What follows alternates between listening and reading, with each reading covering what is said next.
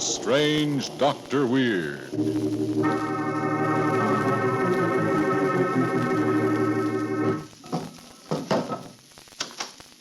Good evening.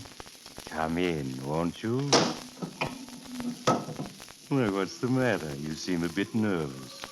Perhaps the cemetery outside this house has upset you. But there are things far worse than cemeteries.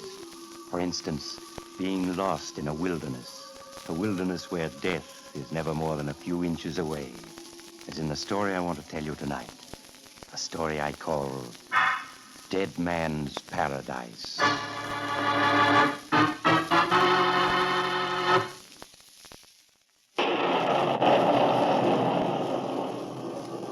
My story begins in the wild and desolate swamplands near the mouth of the Mississippi River. In a small Cajun shack, all but hidden by the overhanging cypress trees, Andre Morel speaks to his son, Paul. Paul, the sun has been up for an hour already. You must see to our traps. Yeah, but, Father, you're ill. I don't like leaving you here alone. I'll be all right. No, please, tend to the traps. Very well, Father. I'll be back just as soon as I... Take him out, both of you. Who are you? What do you want? You'll find out soon enough, old man. Duke, get that rifle of theirs over the fireplace. Okay, Ace. What?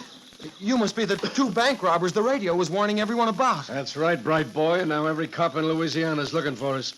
How far are we from New Orleans? 40 miles? 40 miles, huh?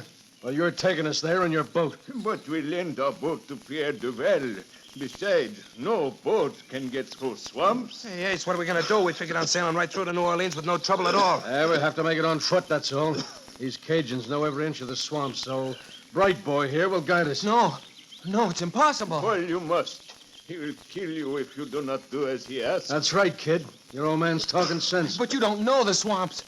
We must travel by narrow Indian trails through bad stretches of quicksand where a single misstep means death. It can't be that bad. Why, on my road map, this region is listed as Paradise Swamp. Yes, but the old name, the name the Indians gave it, was Dead Man's Paradise. Because no stranger who ever entered it came out alive. There's the quicksand, pools of it, waiting to trap strangers. And there are the insects, the mosquitoes that drive men mad. There are the birds, whose shrieks sound like the screams of dying men. Ace, listen to that. That's a lot of malarkey. Bright boy here's going to guide us, and that's that. But I can't leave my father here alone. Can't you see he's ill? I don't want to leave him alone any more than you do. He might talk. So I'm going to see to it that none of us have to worry about him anymore. What do you mean? Just this. Father! You've killed him. Yeah, and that's what's going to happen to you if you don't do exactly as I tell you. Now let's get started. I want to be in New Orleans by tomorrow night.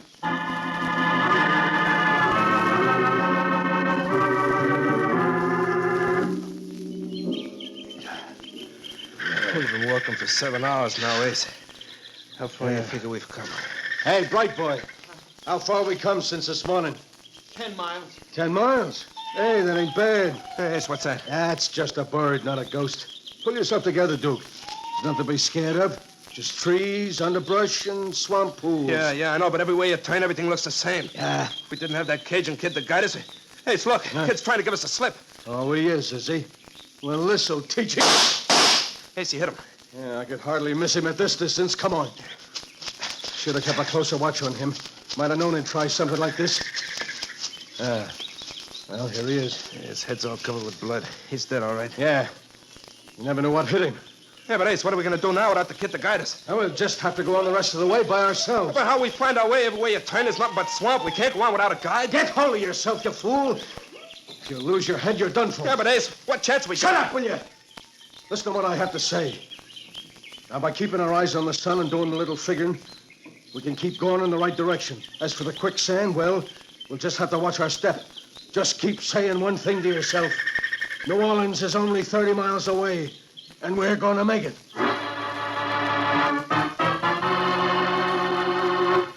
Doctor, may I comment upon the verisimilitude demonstrated by the introductory sections of your dramatic effort? Explain yourself, young man. Your story, its design is excellent. Such fine style and expert handling of details. And you know, Doctor, it's those very same qualities that make Atom hats so outstanding, too. That's because the designs for Atom hats are created by experts in their field. The smart styles and carefully handled detail you see in every Atom is the product of years of experience. And just as each listener will find a different shade of meaning in a story, so will every man find the shade of color he prefers in the large selection of Atom hats. Gentlemen, there's only one logical conclusion to this story about Atom hats. Buy one for yourself. An Atom hat has character.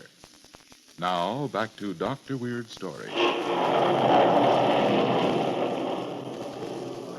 And now I'll continue my story, Dead Man's Paradise. 5 hours have passed. 5 hours of nightmare for Ace and Duke. The shadowy cypress trees and underbrush seemed to become thicker every mile they pushed on.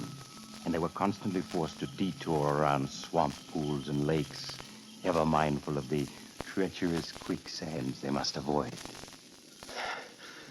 How far you think we've come, Ace, since we left that Cajun kid? About 4 or 5 miles, I guess. Well, look, the sun's going down. It'll be dark before long.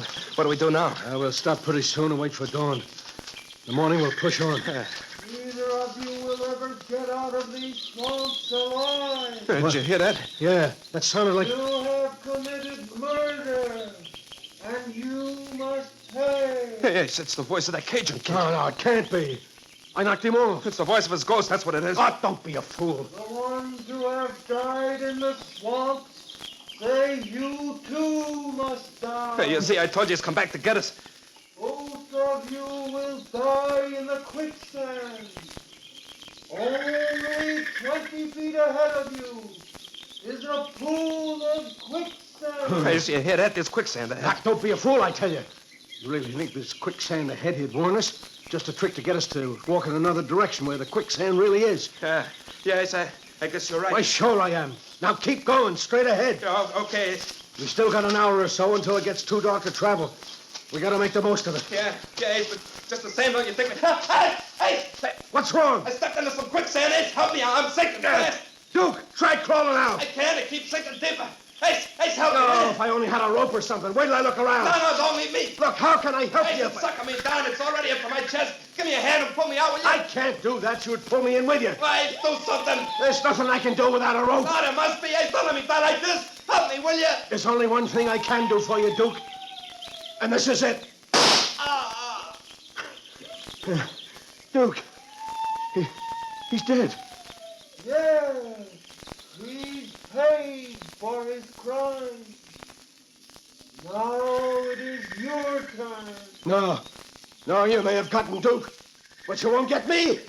You won't get me.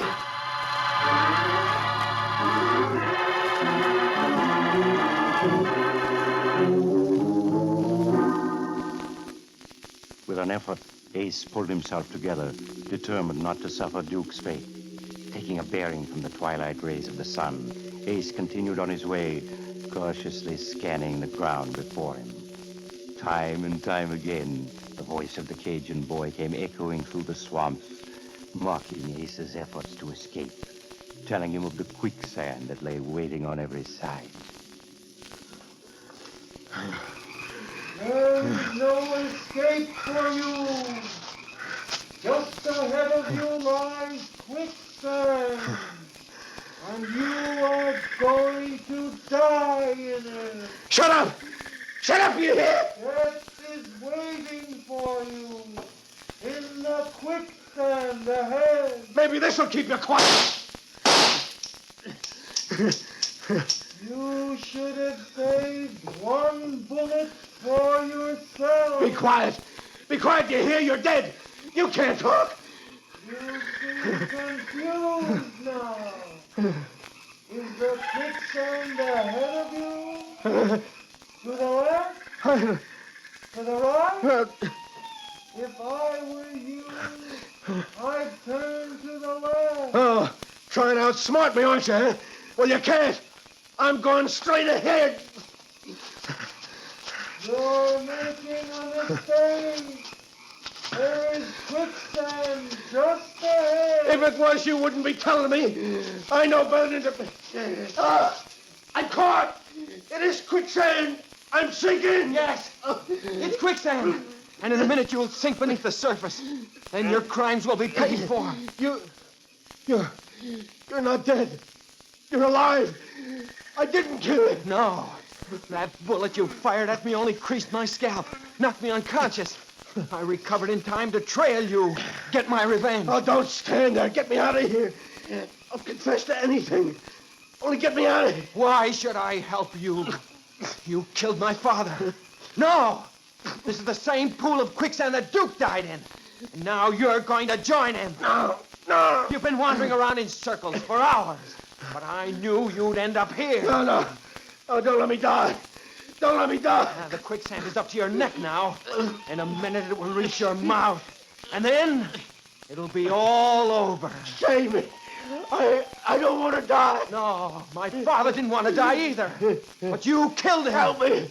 You must help me. Nobody can help you now. Don't let me die. I'm sorry I didn't have a chance to tell you that this is the only quicksand hole in all the swamp between here and New Orleans.